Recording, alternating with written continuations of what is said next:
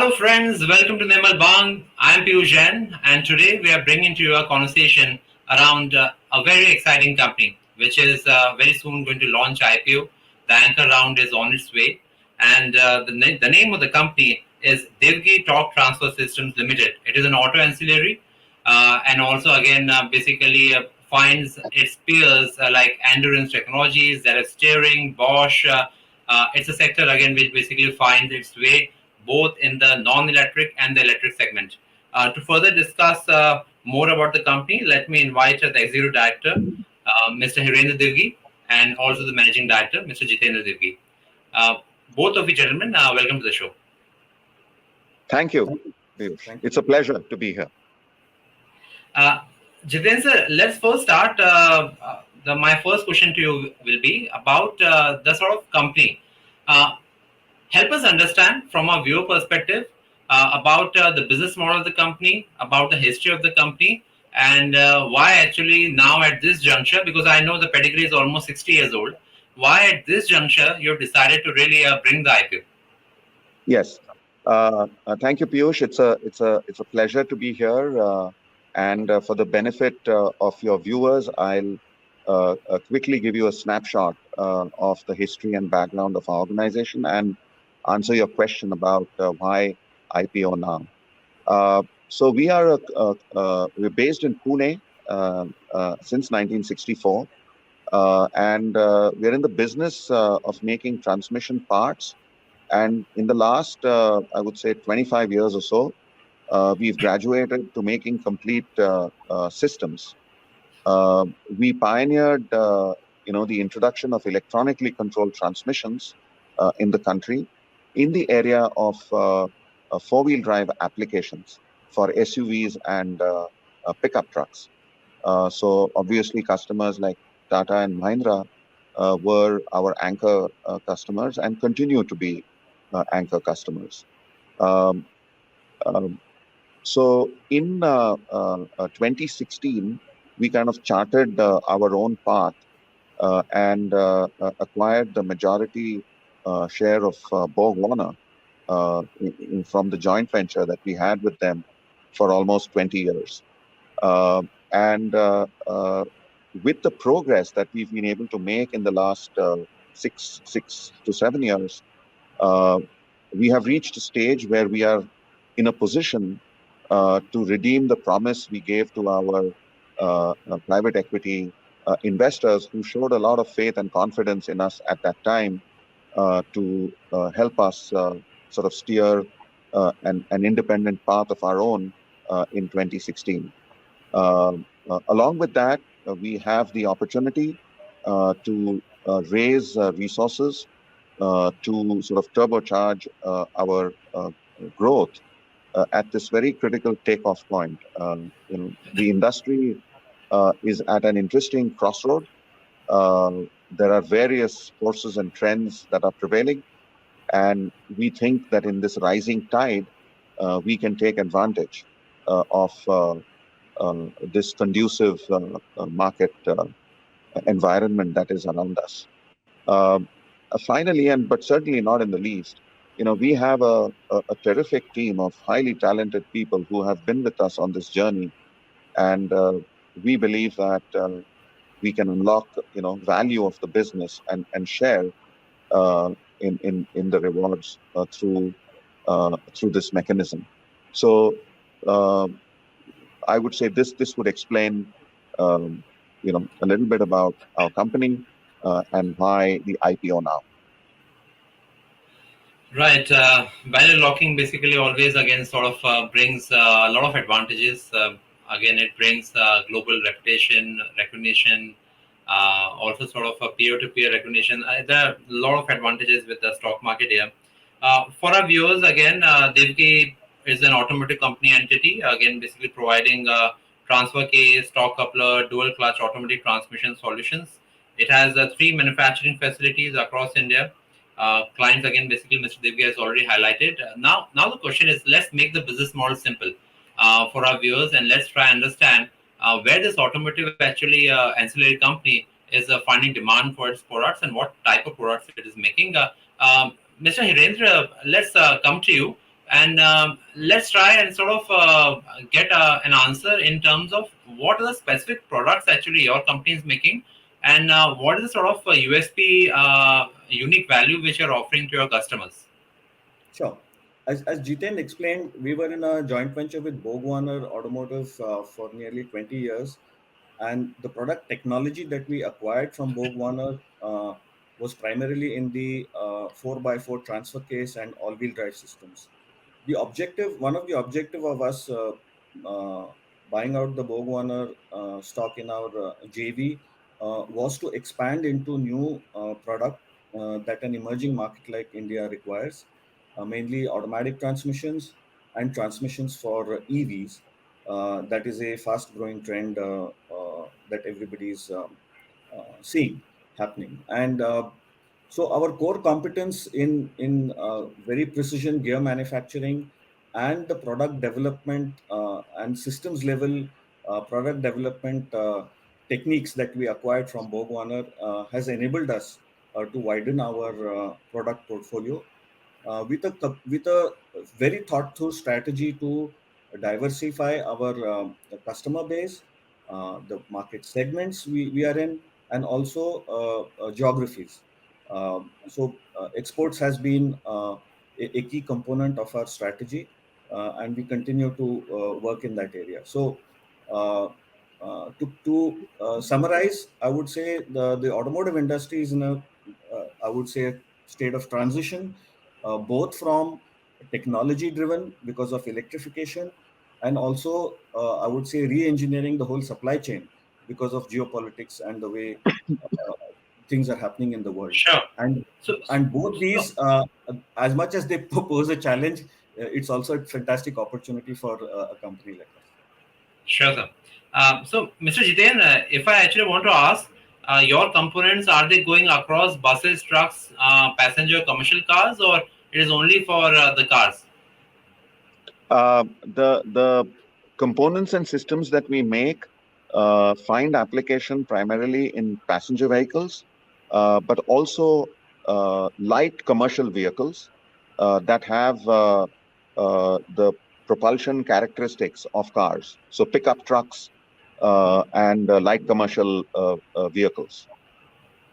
So, Okay. so you could classify our application and opportunity space as light vehicles, both Okay. commercial and passenger. If I Sure, may sir. just add, if I may just add to that, Piyush, there is one product segment that we have called synchronizers that finds application also in construction equipment like backhoes, front-end loaders, and agricultural tractors. Oh, very nice. And um, does it have a sort of short time life? I'm just trying to understand the replacement market here. Most of our systems are last the life cycle of the vehicle, and the current trend in drivetrain products and systems is typically they should last the life time of the vehicle. So in that sense, I would say the aftermarket is limited, and it is only to certain wear parts like bearings or synchronizers, which is part of our portfolio. But apart from that, the system is expected to last the life cycle of the vehicle. Sure, So sure. Piyush, the business is mainly B2B and in what we call supplying directly to the original equipment manufacturers. Okay, sir. Fair enough. You're also actually, I was going through the DRHP, and the exciting part also is that you are actually not planning to take your business to the electric vehicle segment. Help us understand how this technology is going to transit into electrical space. Let's first go to you, Mr. Jiten. How basically you're planning to go into the electric vehicle space? Of late, the OEMs actually are seeing some good, very exciting sales numbers. So, how big is this market going to be over the next 2-3 years, and how much sort of capex we really need to sort of kickstart it? And the third link question is, are the OEMs, because Tata is into electric vehicles, Mahindra basically is into electric vehicles, are the OEMs actually already actually sort of in sync with your plans? Yes. Um, Let's look at it this way. I think in India, for a variety of reasons, we see electrification, both with battery electric vehicles and hybridization, make rapid strides, and the penetration is going to be pretty significant. I think the pace so far has turned out to be faster and to a greater extent than was originally anticipated. And I think the industry in general has surprised itself. Um, our approach, I think we had a bit of a head start, Piyush, because when we were in the JV with BorgWarner, we had the relative advantage of seeing some of this development because BorgWarner had developed the transmission for the first Tesla, um, way back when. And we were aware that electric vehicles were on the horizon. As a result, we had spent some time researching this space and doing some development work in terms of designs and sort of thinking through how we would mobilize and marshal our manufacturing resources. Um, the way the transmission industry works, a lot of the equipment that we need is laterally deployable across the four verticals that we have in our product portfolio. That is to say, manual transmissions, four-wheel drive, dual clutch automatics, and EVs. So that gives us a very powerful a method with which to do risk management. And tomorrow, as the world transitions to primarily EVs, we will be able to use all our assets in the manufacture of EV components and systems. Um, that I think gives us the ability to sort of, if I may say so, ride both horses, to the extent it is feasible in the marketplace. I Sure. should also add that we have a small but interesting and quickly growing segment. As a proportion of our overall business, it's still modest, but the numbers are pretty impressive, and we are supplying a component right now into Toyota's hybrid system, um, which we manufacture at our plant in Sirsi in Karnataka. So, by virtue of this, we have a starting point in this very interesting hybrid space as well, which sits in between the legacy ICE system and the new battery electric vehicle propulsion systems that are now coming into the industry. Sure. So I think this will enable us to manage the transition uh, relatively better to maybe some of our peers. Okay. For our viewers, again, as per the DRHP, the net profit of the company last year was 46 crores, and we actually saw year before that 38 CR, and year before that 28 CR. So it has been a very steady upward journey in the profits for the company, and that again basically is something good news. Even if you take a look at the return on net worth, that has been in double digits, 12-13%. That is also something again which is normally liked by the equity markets. The question now here is that. You're raising funds, you're actually now making the transition to electric vehicles. Profits have been growing fast. Now, if I sort of imagine same market share in the non-electric for you and in the electric sometime in the future, uh, Mr. Arendra, what perhaps could it imply from the perspective trajectory of sort of margins? Are the margins going to improve if you gain similar market share in a hypothetical scenario in electric vehicles? So where are we sort of trending? Well, I would say uh, currently the transfer case business or the four by four business that we have is a niche market where of course we are getting much better margins. There will be some pressure as we go mainstream transmissions, whether it's automatic DCTs or EV transmissions.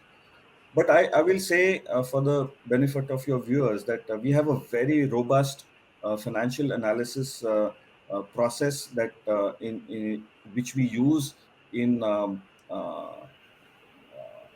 way we design our products and the way we strategize in terms of capacities and investments, that we retain some thresholds on return on investment, because of which there is a certain expectation on EBITDA and PAT margins.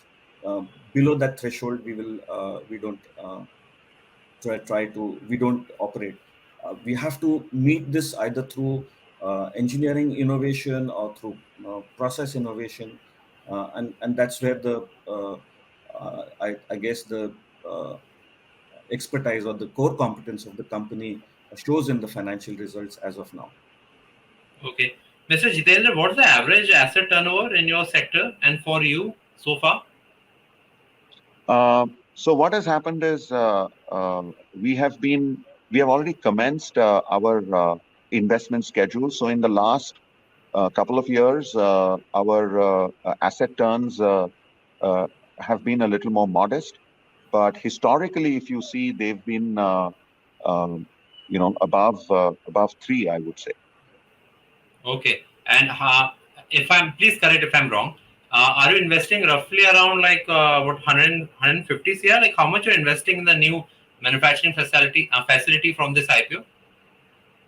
So as the RHP says in the objects, I think we have pretty much delineated the purpose of this investment. Remember, we also have internal accruals that are funding a lot of the product development that is underway. So put together, this will drive the development of our portfolio and sort of fill it out, if you will, from the old legacy business of just having four-wheel drive to having more complete solutions in EVs and dual clutch automatics. Okay, sir. But I think the asset turn, I think, of around 3 times should be a good benchmark for our viewers to really understand what sort of revenue can be generated on the investment here. So that perhaps is something good. I want to ask a very sort of curious question, interesting question here. We actually have observed that as we were running up towards the IPO, the existing investors, the institutions, the funds, the private equity, which were holding shares earlier, they had opted to slightly increase their OFS offering, and accordingly, you had sort of adjusted in terms of fresh issue. What was the reason for that? Question is to Mr. Hiren. Yeah.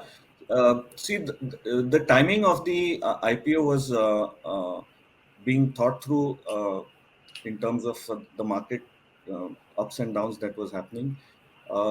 At the same time, we couldn't withhold certain investments that were in the pipeline because we had to meet certain customer timelines.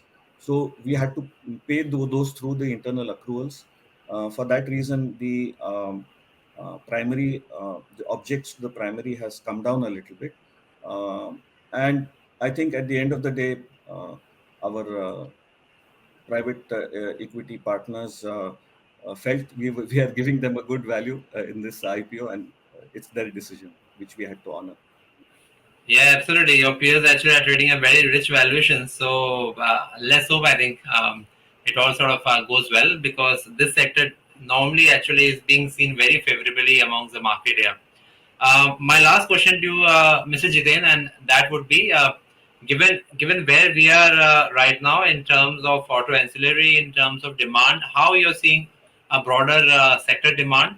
And when I say that, I'm also looking from the perspective of export market also and the domestic market also. So how are you looking at the sort of future sector demand right now? Yeah, thank you for that question, Piyush. As I mentioned, broadly we are looking at three trends. One is the strength and robustness of the Indian market itself. Second, opportunities emerging across the world because of technology disruption, and if I may say so, in the sort of sometimes the anarchy that this disruption unleashes, there are opportunities for new challenger companies like us. And then, of course, the geopolitics that cannot be wished away, and the need to sort of hedge and de-risk the asymmetric sourcing that was going on from China. And as India emerges as a strong, reliable, innovative kind of option, um, not just us, but I think our peers in the industry as well are going to see opportunities come their way. So while there are challenges, I think the experience of our company, especially in the last 25 to 30 years, I think is going to stand us in good stead. And I'm reasonably confident that we can make a good job of it. Absolutely. Just a small question. I'm just picking from your answer. Is the Chinese sort of supply any sort of a major factor in your sector?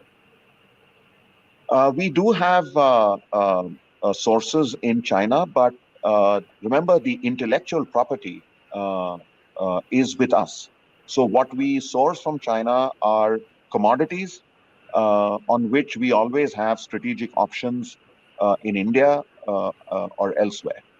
Uh, so right now, those decisions are based on economic value that we can bring to the enterprise, uh, but none of that sourcing, is sort of single sourcing. We always have strategic options. Okay, and that actually sums up our discussion, Mr. Jiten Divgi, Mr. Erin Divgi, and to entire Divgi family. All the best wishes for the IPO, and I'm very sure our viewers actually would have drawn a very good understanding about the company. Thank you, Piyush. It was a pleasure. Thank you for the opportunity. Dear viewers, with that, it's a wrap on the show. Thank you for watching us. Subscribe to our YouTube channel for in-depth interviews of India Inc. and press the bell icon so that you do not miss our updates.